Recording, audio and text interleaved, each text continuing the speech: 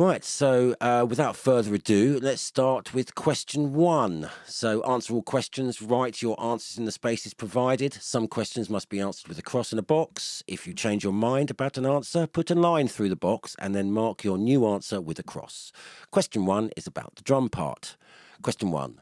Listen to the drums that you have imported. Identify the process that has been applied to the cymbal in bar 13. So you've got a choice of distortion, which is essentially when it sounds rougher, more like a square wave. Flange, which is a type of modulation, a bit like phaser or chorus. Normalize, that means that the level has been changed to be the loudest it possibly can in the digital realm. So there's 0 dB headroom. And reverse, meaning that the sample has started from the end of the sample to the beginning as opposed to the beginning to the end. So let's have a listen. Let's find bar 13. Here it is, bar 13. Let's just hear it a bit before and a bit after.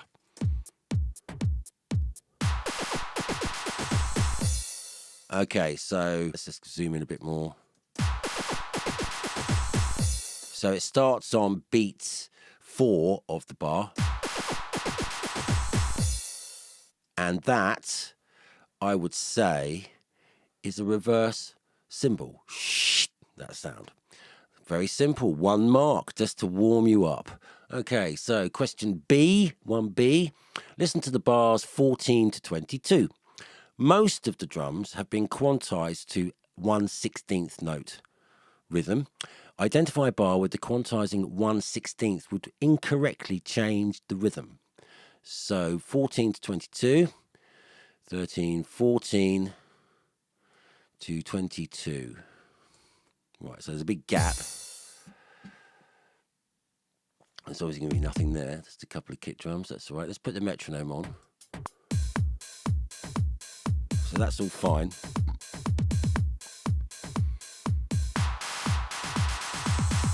Okay, so there's 2 possibilities. It could be here. Right, so there's like a little skip there. It's possible, but let's just go further in. And we can see, if we just, again, let's just zoom this out a bit.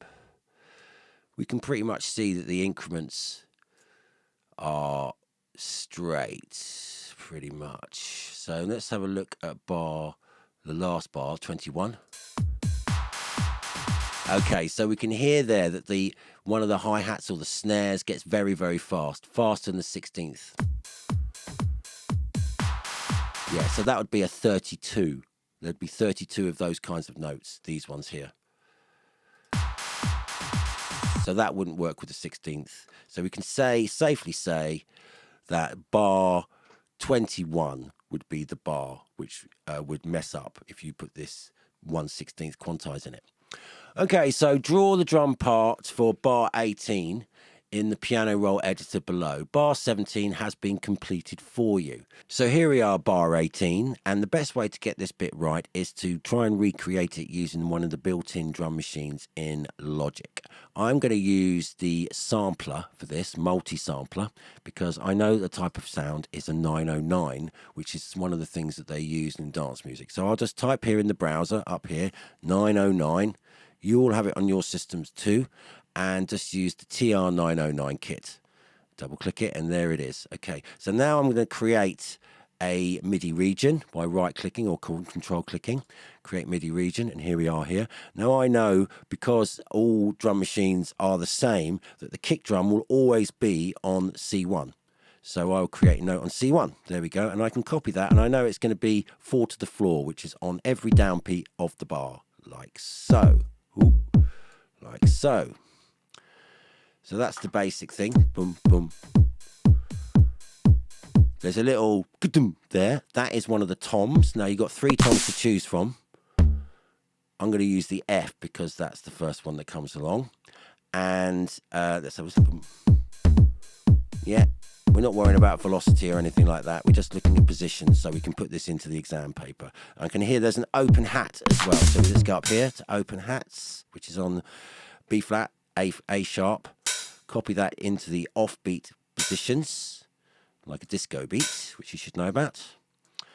And I'm also going to copy those and put them onto F sharp, one, which is the open hat. So these hi-hats work as a group, so one will cut off the other. So it's always good to have a closed hat after an open hat, because that will shut the hat and won't let it ring on. Okay, so I mean, apart from level, which is obviously too loud, I'll turn it down a bit. That's essentially the same. So now you know what to copy onto this piece of paper here. It's essentially the same as this. And that is question 1C. So moving on, the drums are out of time in bars 23 to 29. Edit the audio so that the drums are in time. Repair the partially cut kick drum on bar 30, beat 1. So let's go to bars 20 to 23. I can mute that. I mean, that's all done now. I could probably delete that, but I'll keep it there for the minute. 23 to 29. Okay, so there's this bit here, 23 to 29. So listen.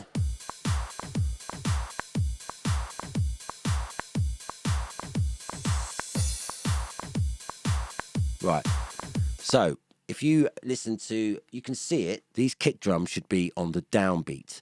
These ones here, you can see they're on the beat 2. So it's like a, or just, yeah, just they're on beat 2. So they're not on beat 1.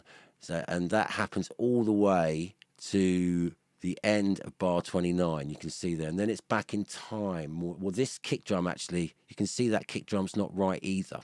So what we need to do is we need to separate this out, and the way I would do it, I would use the marquee tool, which again is my secondary tool that I've chosen from this list. It will come up as pencil, but you can change it to marquee tool, and then I can use the command key to highlight this section, separate it out by the click.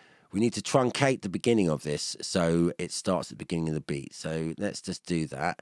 We zoom in, and we can either do it in this page or in this page down here, and just get it right to the start like that, okay? And then we can drag that. We can just hold this part and we just drag it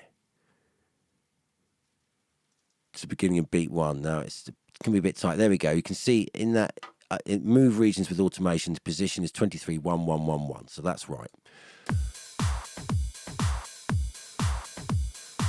Okay, so that is in time with the metronome. Keep it going.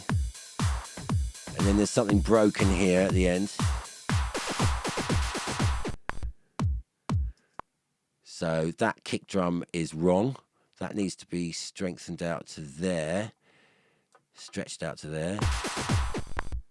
And then there's something that just breaks here. So we need to take one of these kick drums, which are in time, again using the marquee tool, like so, separate it out, and then copy that with the option key.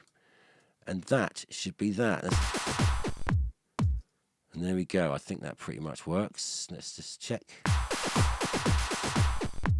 Yeah, so now we want to make sure there's no clicks or pops or anything like that. I can't hear any, but we can use a fade just in case. So if we highlight these two here like that, and we press T, we can bring up the fade tool, zoom in a bit like that, and we can just drag a little fade across like that. So let's just listen to that.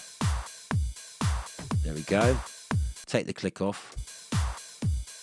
Yeah, that's fine. Let's just check this piece at the end, and again do the same thing, just a little bit over there like that. There we go. And that is the end of question 1, I believe.